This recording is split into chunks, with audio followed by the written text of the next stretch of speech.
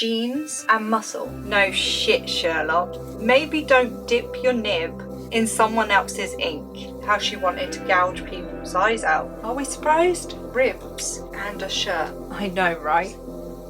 Oops. I'm pregnant.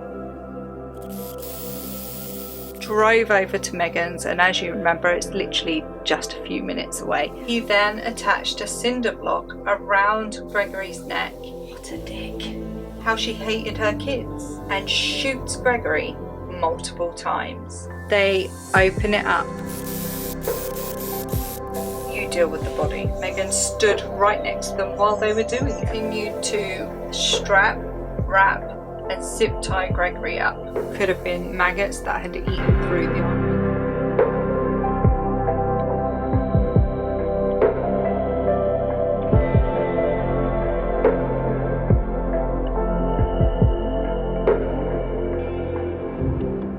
Hi guys, how are you? How are we? Welcome back, or welcome if you're new here.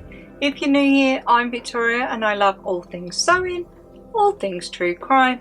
I like to get on with a sewing project, talk about a true crime case, record it all, put it all together in some sort of fashion to bring you along with me.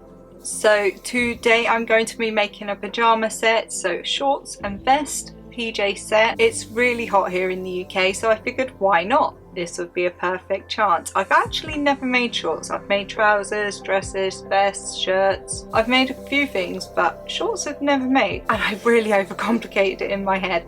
Anyway, I hunted out again for a free pattern, and it's by Moods. I think Moods. This is what I'm aiming to make with different material. I will leave the link below in the description or in the pinned comments.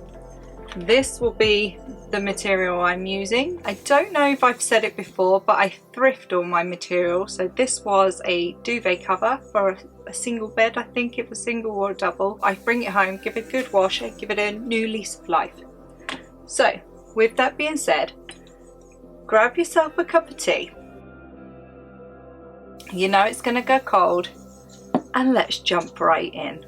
So our story today takes us to a city in Horry County, South Carolina called Conway. It's only 15 miles away from Myrtle Beach, so it offers a charming escape with a scenic riverfront away from the hustle and bustle of a tourist town. With its southern charm, its friendly people and relaxed atmosphere, people on the 8th of November 2020 were left in utter shock when Donna Sue and her brother found a body wrapped in tarp while they were out catfishing. This is the crazy case of Meagan Jackson.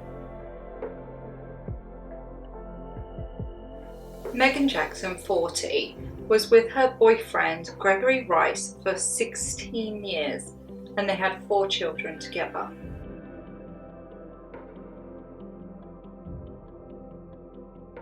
Over time, their relationship would break down, with it seemingly being more and more toxic, with them both arguing back and forth constantly.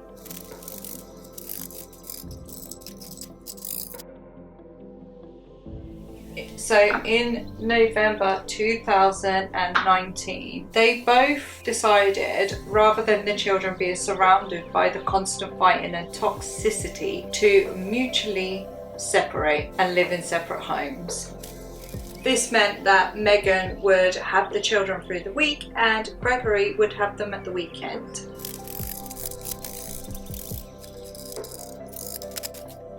Gregory Rice was 46 and he was born on October 13th, 1973 in Cincinnati, Ohio. He was born to Robert and Patricia Rice. He worked in construction and maintenance and had a really strong work ethic. He had a love for the outdoors, he loved golf, he loved comic books, and he loved to surf. But more than anything in the world, he loved his children, and he was known for his quiet nature and kindness.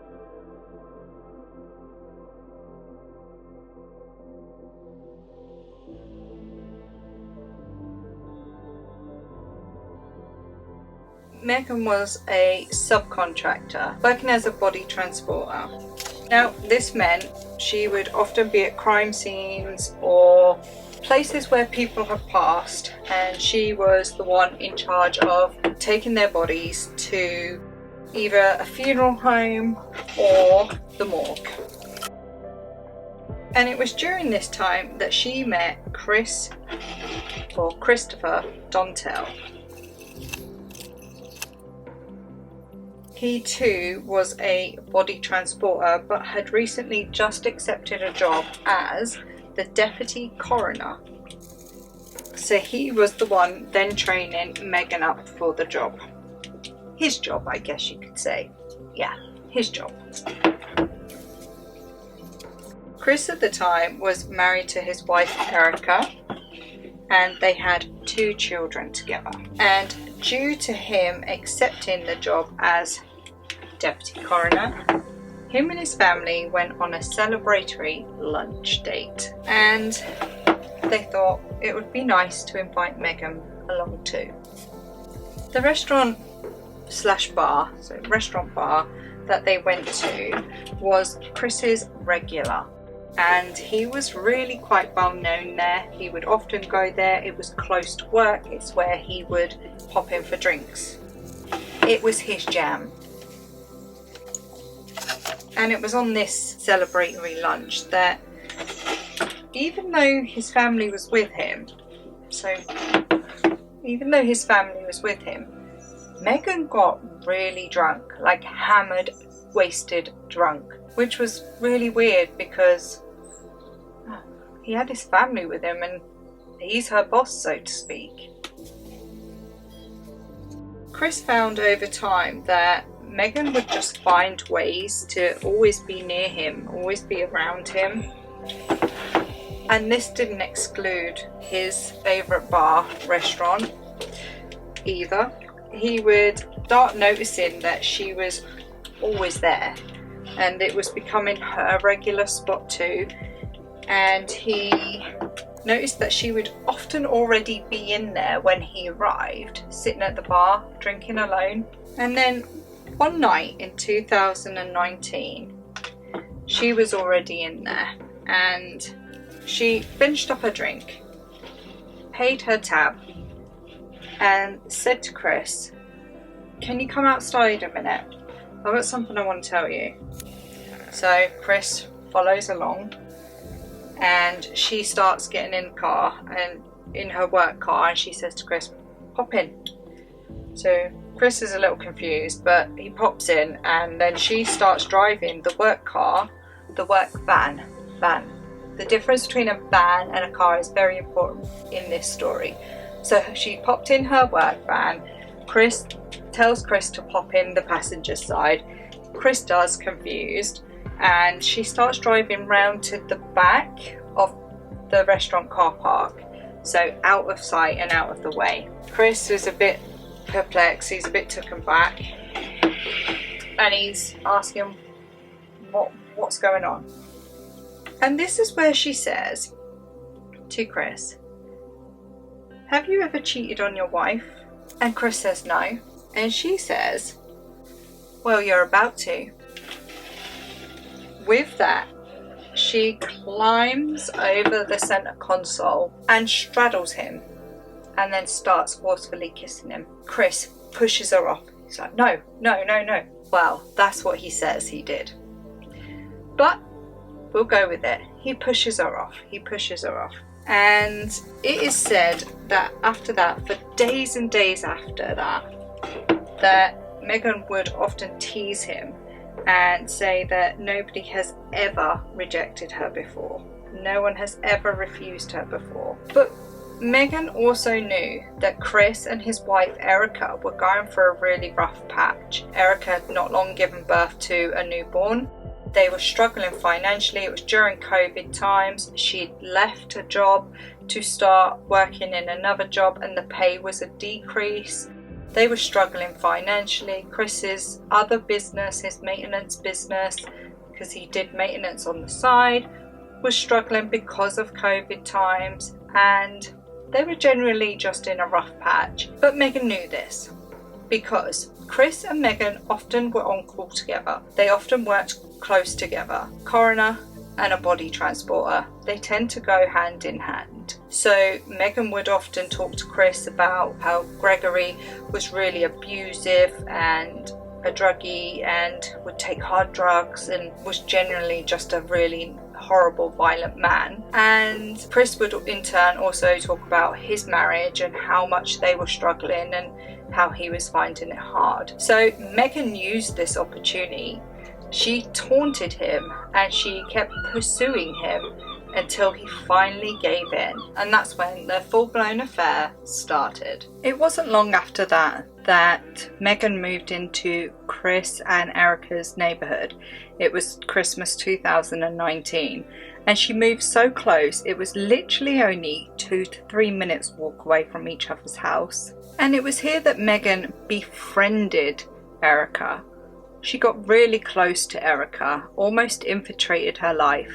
Their kids would play together, they would eat together, they would hang out together. It was during COVID times. They were always together, day in, day out. They would share their dreams with each other. They would share their hopes with each other. Erica thought she had a really true best friend. Meagan would often go shopping, and whatever Meagan brought for her house, she would also buy for Erica and Chris's house. She would buy them food, she would pay bills, she would even take them out as a family and pay for both families. Now just take a moment to actually think about that. This woman was having an affair with her husband. She gets really close with Erica, she pulls Erica in, she makes Erica trust her, all while actively having an affair with her husband. He's to blame too, he's at fault too. I'll just get these overlocked and I'll be right with you. So over the course of the next 10 months, so we've gone into 2020 now, their affair continued, and with them working side by side, it was a plausible thing for them to always be together, always be on call together, always be on shift together, always working late hours together. They would actively go to restaurants together, not even hiding it because, well, they didn't need to, they worked together. So they would go to restaurants together. They went to the shooting range together. And genuinely just do all the douchebag stuff you do when you're having an affair. They even, one time at Meagan's house, with her eldest daughter there, Savannah, with her friends over, Savannah went downstairs and she could hear her mum and Chris having sex really loudly. They weren't even hiding it at this point. And Savannah later on asked Meagan, "What the heck's going on, Mum? What are you doing?" And Meagan just responded, "Oh, I thought you knew." "No, sorry Mum, I didn't know my mom was a cheating homewrecker." No. It was also during this time, that maintenance company that I was talking about that Chris owned, he would often do contracts and price negotiation contracts for sites. And he would obviously be the maintenance for that site, so groundkeepers and flats, apartments and whatnot. Now in August 2019, he went to Jacksonville, Florida to have a contract meeting to negotiate a contract. And it was here that Meagan also joined him, but not only by herself, she joined him with Savannah and one of Savannah's friends. And Meagan actually ended up paying for the flights for all of them, Chris included. So they had their little cheeky getaway. And on this trip, Meagan tells Chris, "Oops, I'm pregnant." And Chris is shocked and he says, "Well, this complicates things a little." "No shit, Sherlock. Maybe don't dip your nib in someone else's ink." And it wouldn't be. So shortly after that trip, on the 27th of September, Erica joined Chris in the work car, and they often did this. It was during COVID times. People, when they could get out, they got out. He would get called out, she'd load the kids in the back of the work car, they'd drive out to wherever this call was, and they would stay in the car while he went in to do a house call. And it was during one of these house calls on the 27th of September that she's sitting in the car and she receives an anonymous text, a string of texts let's say Chris is having an affair. He's got a girl pregnant. Her name is Meagan. Ask her. And it comes through as a string of texts. So she then messages Chris and she says, you need to get somebody else to take this call. We've got a family emergency. She's in shock. She's just sitting there. Her kid's in the back. So Chris comes out and he acts in shock too. I have no idea what this is. It isn't true. I'm not having an affair. I don't have a clue what this is. But I'm going to go back in, finish my call, and I'll deal with this when I come out. And it was during then as well, this time, that attached to one of those messages, it also told her to keep a lookout in the post because she would be getting a package, and inside the package would be all the screenshots and photos of Meagan and Chris together. So he finished his call and he gets back in the car and they're discussing it. And it's here where they realise that it must have been somebody really close to Meagan, because Meagan didn't spell her name the normal way. Megan. Meagan spelt her name Meagan. So it must have been somebody who knew her, because that's how they'd spelt her name. They'd spelt her name the right way. So they decide to give her a call. And this is where Meagan then denies. No, we're not having an affair. Don't take no notice, Erica. Don't listen to it. It'll be just Gregory. He does this every single time I get close to anyone. He thinks I'm having an affair with everyone. Don't take no notice. Pay no mind.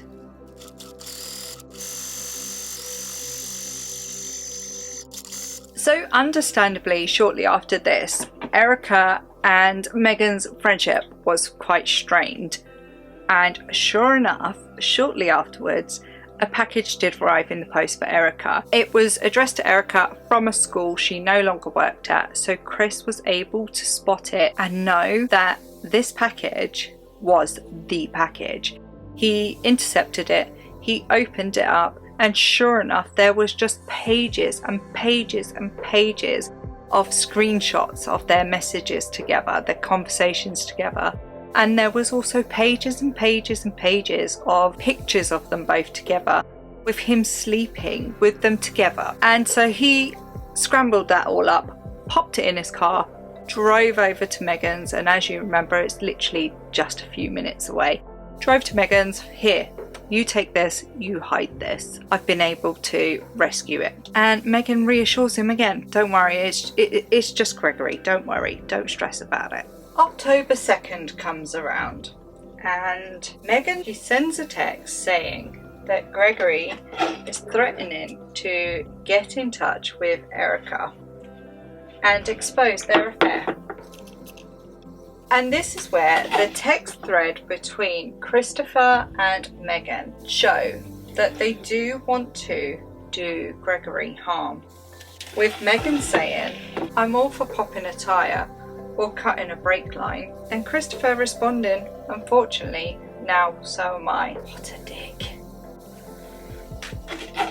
Bear in mind, Chris had never even met Gregory. He'd never even met Gregory. He was just enjoying getting some out of his marriage, so he was just willing to go along with it. These feel like they're going to be so lightweight and lovely. Yay! So, again, that evening, they're together. The evening of the 2nd of October, they're together. They both go shooting, practice shooting, to the shooting range, and then stop off at their restaurant again for a meal. Meagan's on her phone, she's distracted, and Christopher he's like, what's going on? It's at this point she says that she needs to go and see Gregory. She needs to go and talk to him about something. And with Chris only ever hearing bad things about Gregory, he was like, okay, I'll jump in my car and head off, and I'll see you later, I guess. And she was insistent. She was like, no, I don't think so. I need your support. You can come with me and you can drive. So they got into her work van, and drove over to where Gregory lived. And by the time they got over to the Arrowhead neighbourhood, it was 10 p.m. And it was a neighbourhood that was still under some development, let's say that. So there was areas where It was quite dark, but as they're driving up through the community, they spot Gregory, and Meagan tells Chris, stop. She jumps out of the passenger side, gun in hand, and shoots Gregory multiple times.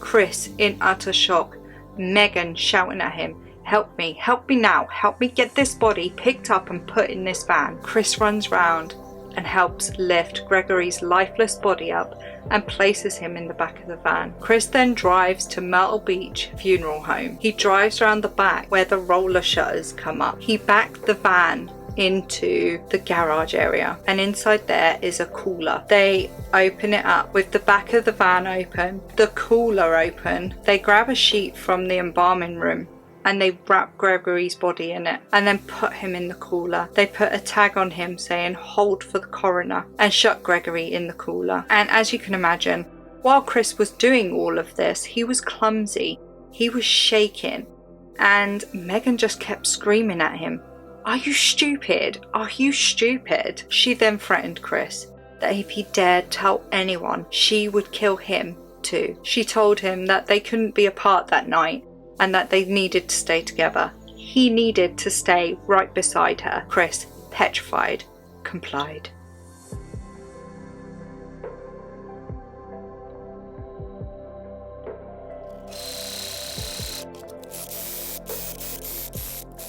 They then headed back to where the cars were parked, so where Chris's car was parked, still at the restaurant. He picked up his car, she was in her van, and then they both headed back to Meagan's house. When they arrived at Meagan's house, Meagan went upstairs and had a shower. She went straight through and had a shower, leaving Chris to sit on the sofa with Savannah, making small talk.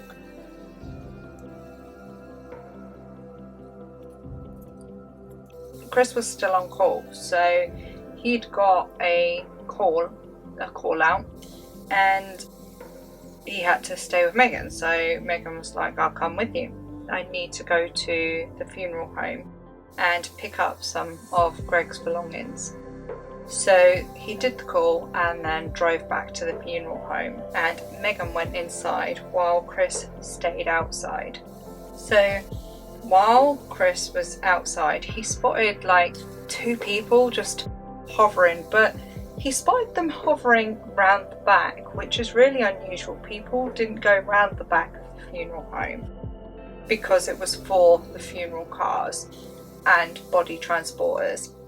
So he thought it was really odd, and he sort of went into a bit of panic mode and headed into the funeral home with them. He watched them walking in the back roller door and headed in with them.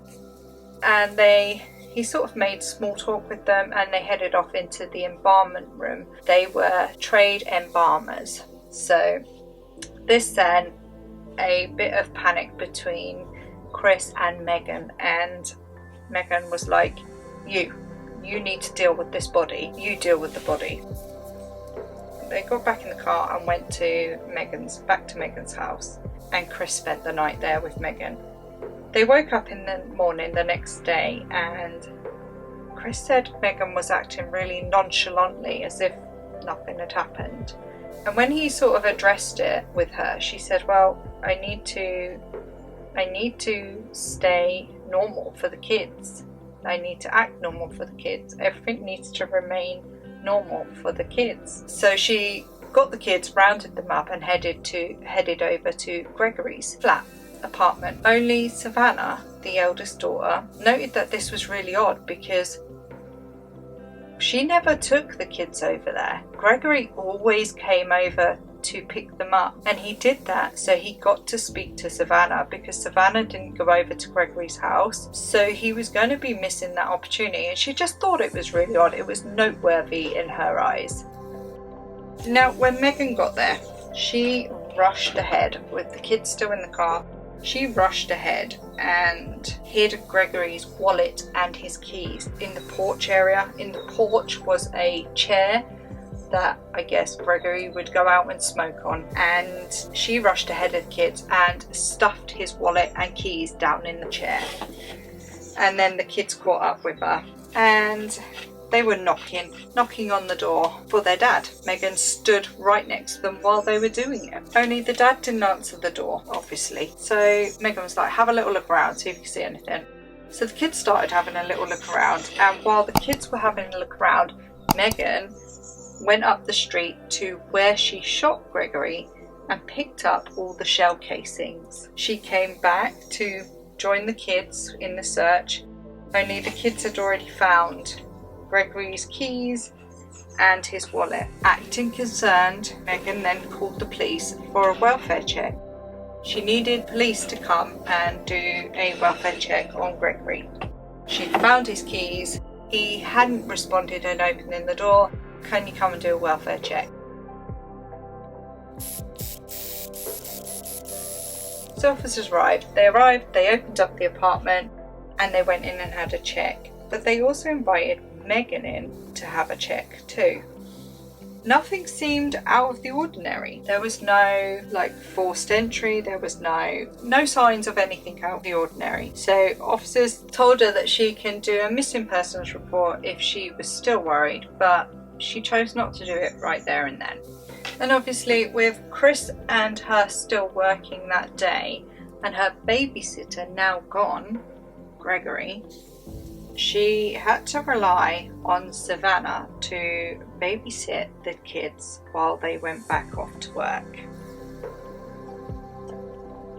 Now, while Chris and Meagan were doing their rounds, Chris kept just recalling over and over all the things that Meagan would say that he genuinely just didn't take much notice of. She would often say how she wanted to kill people, how she hated her kids, how she wanted to gouge people's eyes out, and he never took it seriously, because let's be honest, why would you take that seriously? They continued about their day and continued going to call outs, and it was on their third call out of the day.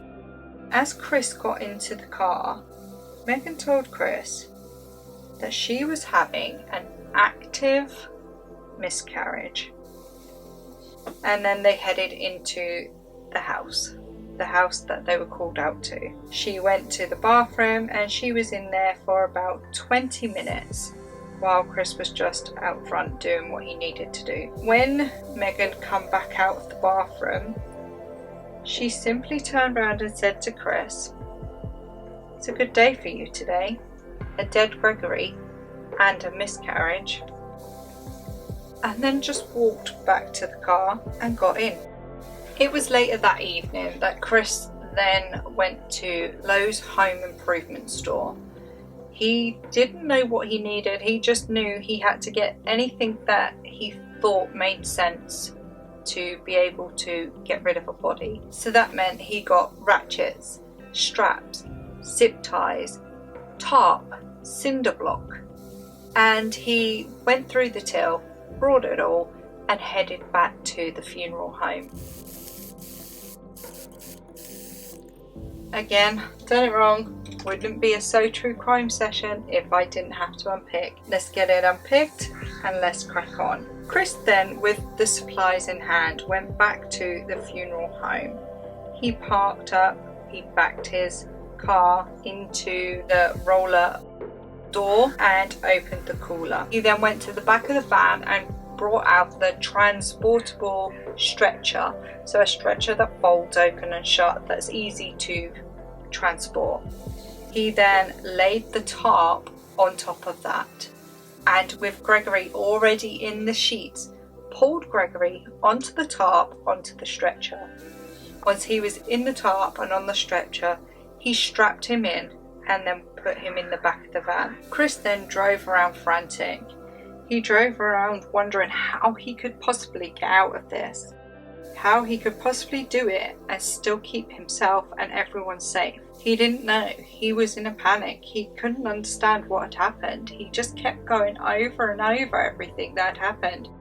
How he didn't even know that that was what Meagan was going to do, how he didn't even know that Meagan was capable of that. And having seen what she had done, he wasn't willing to not do what she told him to do.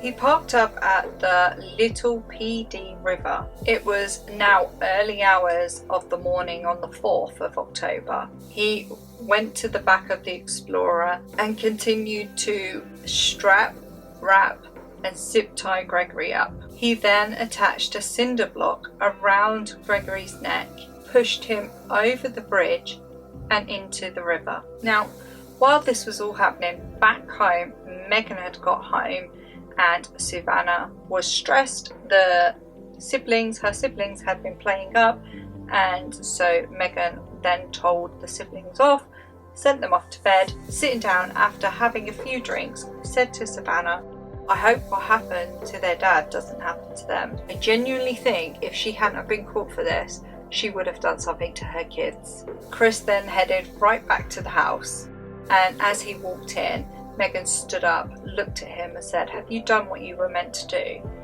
Chris said yes, and she just turned around and simply said to him, good boy. A week later, Meagan then took the time to report Gregory as missing. He hadn't been seen in a week. There had been no communication in a week, so she had something to be able to tell the officers. Officers were then able to do a bit more in-depth search. They were able to search his home.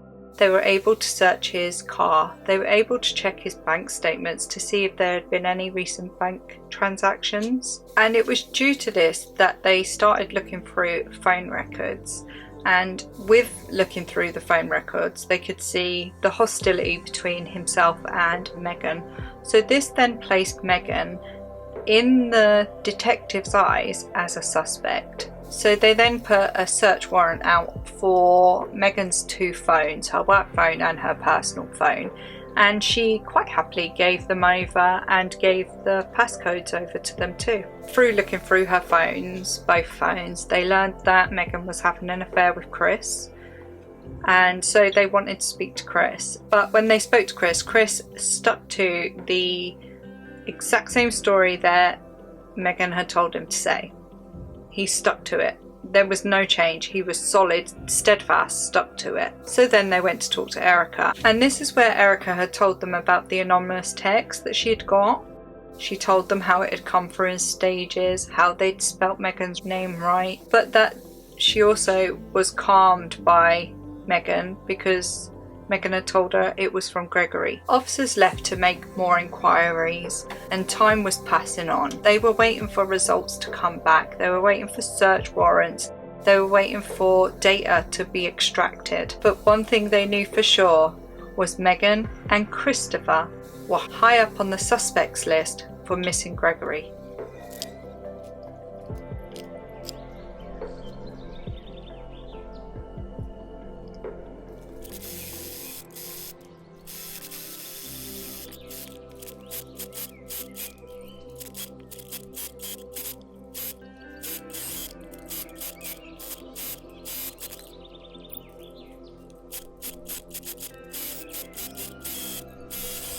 November 7th come around and Donna Sue and her brother and family had all been attending a funeral locally because their grandma had just passed. And after the funeral, as they were driving along the river, they decided to go down to the river and have a little check of what the water was doing.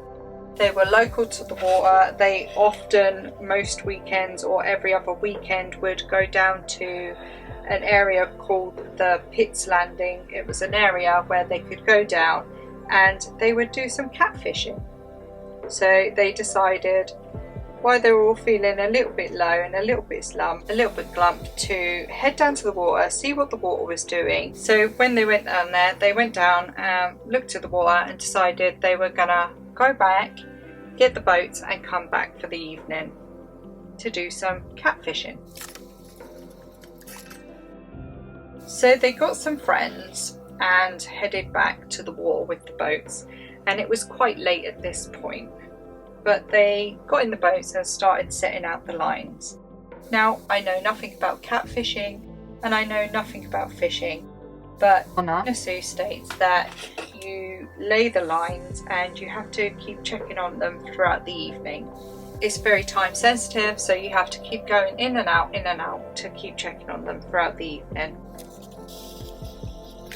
Now, when they got to setting the third line, there was a really foul smell, and it was so bad that Donna Sue vomited. So she quickly set the line and just got out of there. She got out of there and they went back to Pitt's Landing to go and sit by the fire and wait till they had to check the line again. Now, while they were sitting down waiting, she was having a talk with her brother, and she was saying how the smell was so bad. They knew what a dead animal or a corroding animal smelled like, and they knew it wasn't that. She just knew something wasn't right. So she got back in the boat with her brother, and this time she took a torch with her. They got closer to it. The smell was vile, so they shined the torch where the smell was coming from, and this is where they saw a tarp. So they tried to get a bit closer to have a bit of a look, but the smell was just so bad. So they went no, and just turned around and come away again. And when they got back to the Pitt's Landing, they spoke to their friends that they had come with, and this is where they all agreed to teamwork it and go back out to it again together and try and help each other through to try and figure out what this was. So they headed back, all of them together, and this time they had brought a knife with them. So they approach and the smell's there and they're all gagging and the smell is just so bad. So they approach and they use their paddle to lift up. It's like a round thing that's floating. So they use their paddle and lift it up, and it's here where they can see that it's got a strap around it and it's attached to something. They think they know what it is. Their brain thinks they know what it is, but it can't be what it is, can it? So they cut it open a little bit at the top, and this is where they see jeans and muscle. Still a little bit confused and a little bit like, what? They then cut open another bit of the tarp, and this is where they see ribs and a shirt. So they all back off and they rush back to the landing and call the police.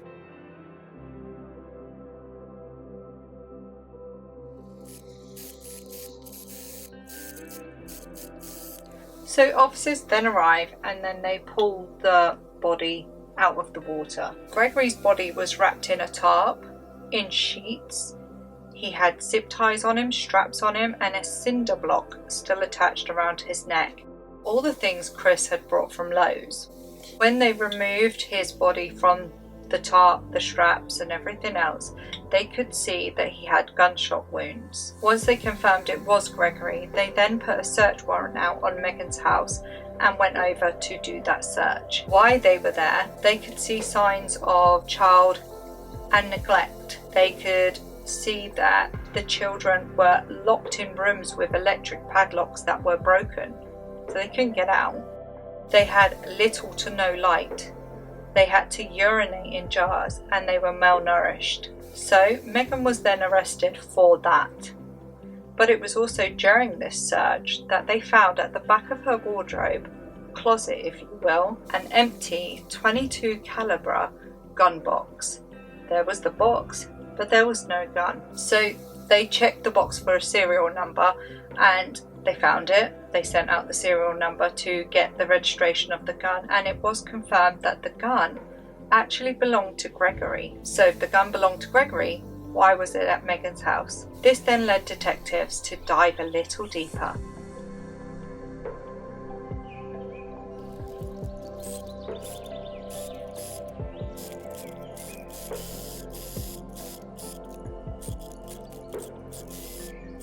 So officers then went round searching surveillance CCTV footage of the shops, any shops that would sell tarp, cinder blocks, zip ties, that sort of thing, and checked their surveillance footage. And this is where they then find Chris on the footage buying those things.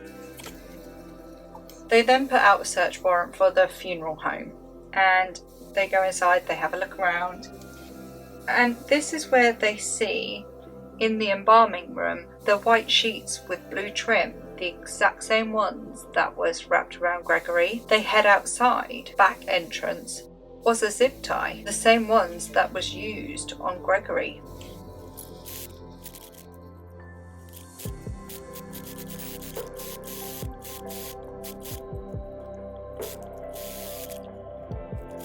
Cell phone data then showed Chris and Meagan together on the night that Gregory was killed, but also showed them both at the Arrowhead neighbourhood where Gregory lived. This then prompted police to talk to a gentleman called Thomas Morrison, and he was the homeowner's president of Arrowhead. So police asked him, "Did you hear anything? Did you see anything?" And he said no. He also discussed with police that it wasn't uncommon to hear gunshots. They were surrounded by woodland. They were allowed to hunt. Gunshots were going off all the time because of predators. The airport right next to them used guns. So it just wasn't something that would have put anyone on alert. A gunshot would be fired, nobody would think anything more of it. He even gave the police an example where he used his own gun to shoot a copperhead snake. But with police also knowing the area, they knew that this was also true. Like, people used guns. They used guns because of predators. So police asked if there was any surveillance anywhere, and Thomas let them know that Arrowhead only had 2 roads that you could get in. You could get in one way and out one way, or get in another way and out the other way. That's it. There was only 2 ways to get in or out. So both ways had cameras so you could see who was coming in and out. But on top of that, he also told police that they had license number plate recognition bonus. So police then asked him if he could scour through and see if he could spot Meagan's work van entering or leaving the Arrowhead community. And so he got to work and he did just that.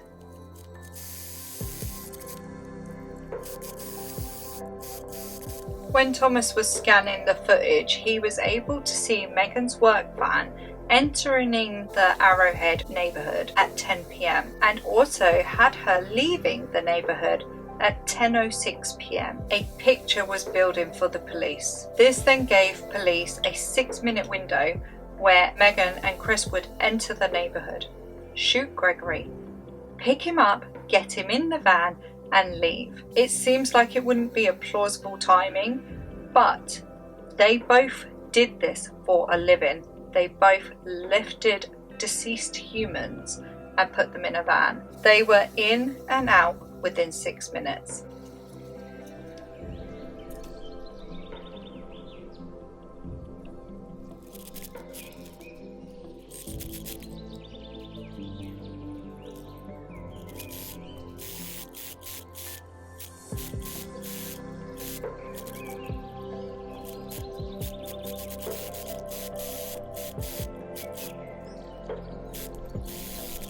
During the autopsy, it showed that Gregory had gunshot wounds to his head, chest, leg and hip. He sustained 5 to 7 gunshot wounds. Gregory's body had decomposed quite a lot, and due to maggot and fly activity, it was quite hard to examine some areas of his body due to the maggots and flies eating some tissue, and because he had been in the water, he had skin slippage. They had to x-ray Gregory's body to see if or where he had any bullets still left in him, and this is where it showed that his brain had liquefied and there was still a bullet where his brain would have been, and due to skin slippage they were unable to say whether the gunshots were close range, contact range or distant. He also had 2 extra small holes that looked like bullet holes, but again due to maggot activity they couldn't 100% say for sure. So it's an open 5 to 7 shots, with 5 being the main shots. They also couldn't say if the gunshot wound to the head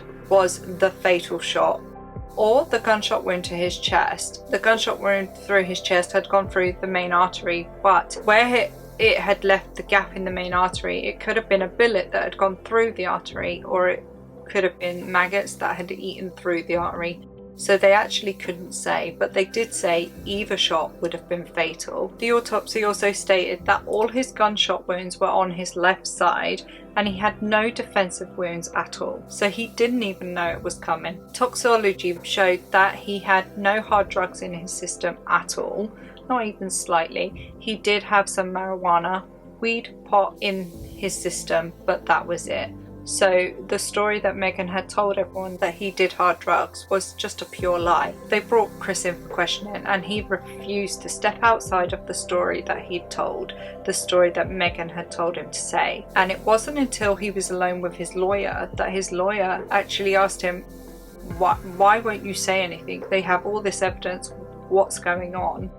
And Chris actually said he wouldn't say anything unless his family was fully protected. And once the police agreed to that, he then fully cooperated. The police then red-pinned Christopher and Erica's house so that Meagan, who at the time was out on bail, she had a pretty beautiful little ankle on, a tag bracelet on, that would let them know if she even went anywhere near that house, she would then be arrested. Chris then told them from start to finish how it all went down.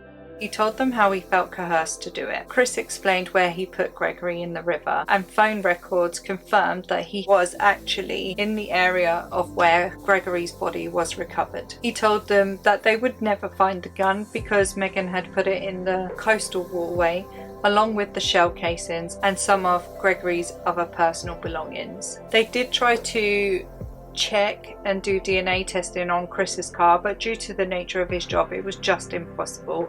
As you can imagine, there is many different DNA samples in that car. Blood, however, was found on Chris's shoes and the blood was confirmed to be Gregory's. And when they tried to do Meagan's work van, they couldn't because it had already been fully cleaned and sold. Meagan was then rearrested for the murder of Gregory Rice. Believe it or not, they were both released on bond. I know, right? But then they were both soon sent back into jail for violating their bond agreement of their no contact order and contacted each other. It was revealed in court that Gregory and Meagan were having an active argument back and forth, so to speak, via messenger leading up to him being shot. Gregory was really frustrated with Meagan that she again hadn't come to pick up and collect the kids, meaning he wouldn't then be able to go to work, meaning he would then lose his job. And he told her to wait for the storm. Christopher was then due in court in December 2023, but before jury selection, he pleaded guilty to criminal conspiracy and accessory after the fact. He's waiting to be sentenced, but he could get up to 15 years for the conspiracy side and up to 5 years for the accessory side. He also stood in for a witness for the prosecution side during Meagan's trial, and during cross-examination, Meagan's defense asked why he was scared of such a small woman, to which quite assertively he answered, "I've answered this question twice now, and the answer is still the same. She threatened to kill me, and I had just seen her murdering the father of her children. So I wasn't going to mess around with that." During the trial, it was also proven that Meagan was actually, shock horror, surprise surprise, the one sending the anonymous texts to Erica. It also proved that the pictures and the screenshots were from her also. Yeah. Are we surprised? I'm not sure. I don't think we are we? And after 5 days at trial, it only took the jury 2 hours to deliberate and come back with a verdict. She was found guilty of murdering Gregory Rice and was sentenced to a life in prison without parole. And that there is the crazy case of Meagan Jackson. Let's have a look at today's make.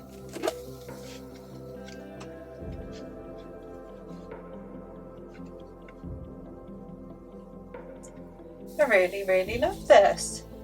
It's a little bit big. If you do this pattern, I would size down because I went my size and it's a bit big. So, but in all fairness, it is PJs, so I guess just so you can be comfortable and, you know. Anyway, I would size down definitely going to make me some more of these. They're not even going to rise as you walk. Love them.